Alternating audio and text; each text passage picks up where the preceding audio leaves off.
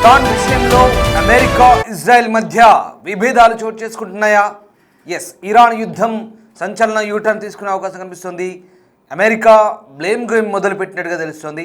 Israel వల్లే తీవ్ర నష్టం అంటూ యుఎస్ ఆరోపిస్తున్నట్టుగా తెలుస్తుంది.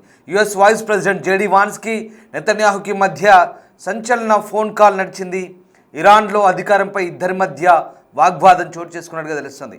ఇరాన్లో అధికార మార్పిడి అంత ఈజీ కాదంటున్నారు వాన్స్. ఇజ్రాయెల్ రక్షణ విషయంలో రాజీ పడే ప్రసక్తి లేదంటూ మరోవైపు నెతన్యాహు చెప్తున్నారు. నెతన్యాహుకి ఓవర్ కాన్ఫిడెన్స్ పనికిరాదంటూ వాన్స్ వాదించినట్టుగా తెలుస్తుంది.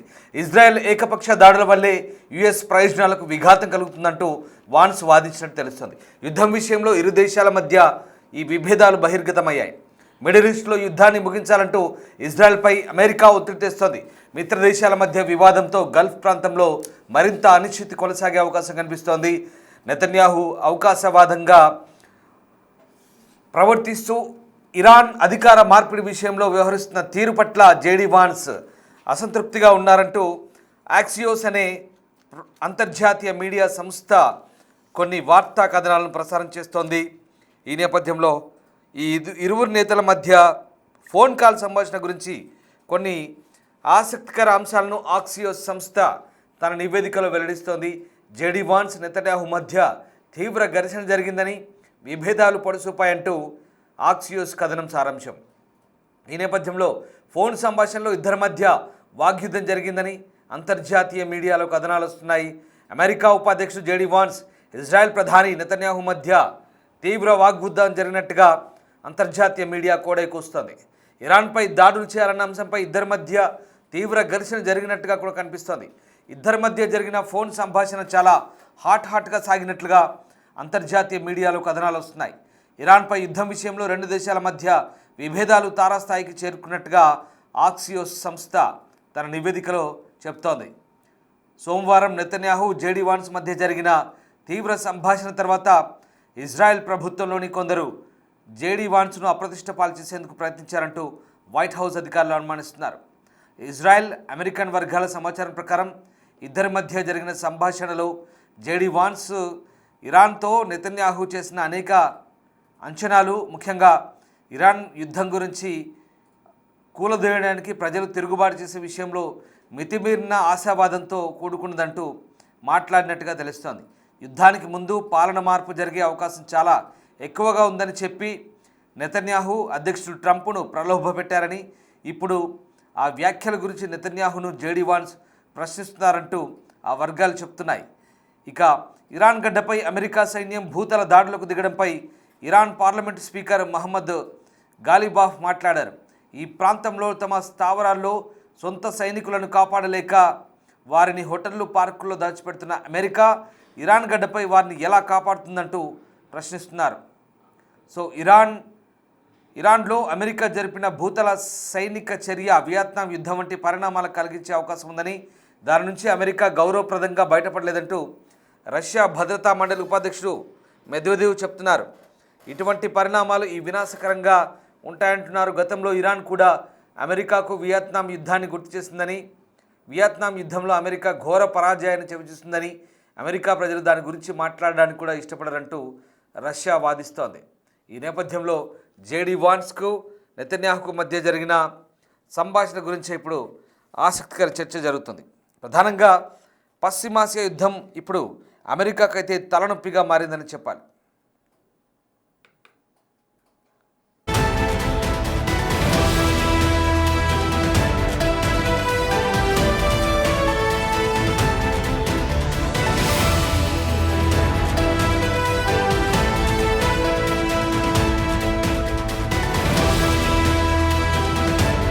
ఇక ట్రంప్ ఏమో చర్చలు ఫలప్రదమవుతాయని ప్రచారం చేస్తూ ఉంటే, ఇరాన్ మాత్రం తమ డిమాండ్లు నెరవేర్చకుండా యుద్ధాన్ని ముగించే ప్రసక్తే లేదంటూ పట్టుబడుతోంది. ఈ నేపథ్యంలో అమెరికా ఉపాధ్యక్షుడు జేడీ వాన్స్, ఇజ్రాయెల్ ప్రధాని నెతన్యాహు మధ్య జరిగిన ఫోన్ కాల్ సంభాషణ ప్రస్తుతం చర్చనీయాంశంగా మారుతోంది. ప్రెసిడెంట్ ట్రంప్ యుద్ధం విషయంలో ఇరాన్ని తక్కువ అంచనా వేశాడనేది కాదనలేదని వాస్తవం అంటున్నారు ఎక్స్పర్ట్స్. ఆయన అనుకున్న విధంగా యుద్ధం కొద్ది రోజుల్లో ముగియలేదు, ఇక నానాటికి తీవ్రమవుతుంది. ఈ నేపథ్యంలో జేడీ వాన్స్ మాటలు ఇప్పుడు ఆసక్తికరంగా మారుతున్నాయి. యాక్సియోస్ వార్తా సంస్థ ప్రకారం ఇరాన్లో అధికార మార్పుపై ఉన్న అవకాశాలపై నెతన్యాహుకు ఉన్న విశ్వాసం గురించి వాన్స్ ఆయన నిలదీసినట్టుగా ఆ కథనాల సారాంశం. ఇజ్రాయెల్ ప్రధానికి చేసిన ఫోన్ కాల్లో ఇరాన్ ప్రభుత్వం కుప్పకూలడం చాలా సులభమని, యుద్ధం త్వరగా ముగుస్తుందంటూ నెతన్యాహు గతంలో ఇచ్చిన హామీలు తప్పంటూ వాన్స్ మండిపడ్డట్టు తెలుస్తోంది. ఇలా ఉంటే జేడీ వాన్స్ను బలహీనపరిచేందుకు ఇజ్రాయెల్ ప్రయత్నిస్తుందంటూ ఒక సీనియర్ అమెరికా అధికారి ఆరోపించారు. ఇరాన్ ప్రతినిధులు వాన్స్తో చర్చలకే మొగ్గు చూపుతున్నారని వస్తున్న వార్తల వెనుక ఇజ్రాయెల్ కుట్ర ఉందంటూ, ఇది వాన్స్ ప్రతిష్టను దెబ్బతీసేందుకు చేస్తున్న ప్రయత్నం అంటూ చెప్తున్నారు. ఇరాన్ ప్రస్తుతం అమెరికా ఉపాధ్యక్షుడితో చర్చలు జరపకపోతే ఎవరితోనూ జరపలేదంటూ చెప్పుకొస్తున్నారు. అయితే సాధారణంగా జేడీ వాన్స్ విదేశీ యుద్ధాల్లో అమెరికా పాత్రపై వ్యతిరేకంగా ఉంటారు. గతంలోనూ ట్రంప్ ఆపరేషన్ ఎపిక్ ఫ్యూరీ విషయంలో తనకు వాన్స్కు మధ్య స్వల్ప అభిప్రాయ భేదాలున్నట్టు కూడా అంగీకరించారు. అయితే గతంలో యుద్ధాల విషయంలో అమెరికా చేసిన తప్పులు పునరావృతం కాకూడదని వాన్స్ పట్టుబడుతున్నట్లు సమాచారం. ఇరాన్ యుద్ధం మరో ముగింపు లేని యుద్ధం కాకూడదంటూ అందుకే నెతన్యాహు దూకుడుకు కళ్ళెం వేసి ప్రయత్నం చేస్తున్నట్టుగా ప్రస్తుతం సమాచారం అంతోంది. ఒకసారి పశ్చిమాసియాలో జరుగుతున్న దాడులకు సంబంధించిన దృశ్యాలు కొన్ని సెకండ్ల పాటు చూద్దాం.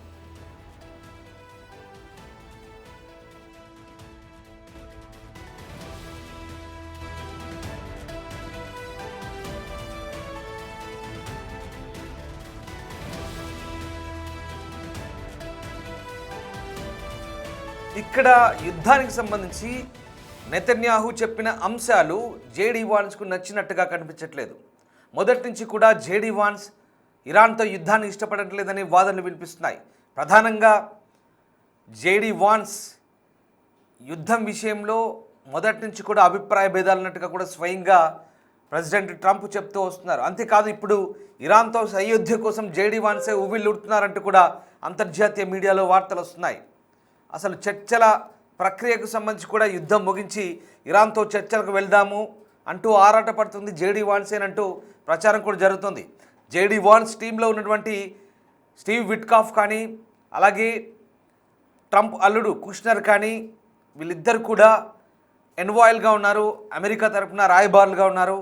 ఈ ఇద్దరు ప్లస్ వీళ్ళ టీం లీడర్ అయినటువంటి వైస్ ప్రెసిడెంట్ జేడీ వాన్స్ ప్రస్తుతం అటు ఈజిప్ట్, తుర్కియే, అలాగే పాకిస్తాన్ మధ్యవర్తిత్వంతో ఈ చర్చల కోసం ఆరాటపడుతున్నట్టుగా అంతర్జాతీయ మీడియాలో వార్తలు వస్తున్నాయి.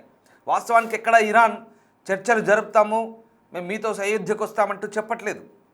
అమెరికానే చర్చల ప్రక్రియకు సంబంధించిన ఊసెత్తింది. వాళ్ళంతలా వాళ్ళుగానే మొన్న 3 రోజుల పాటు విరామం ఇచ్చారు అక్కడి ఇంధన కేంద్రాల దాడులకు.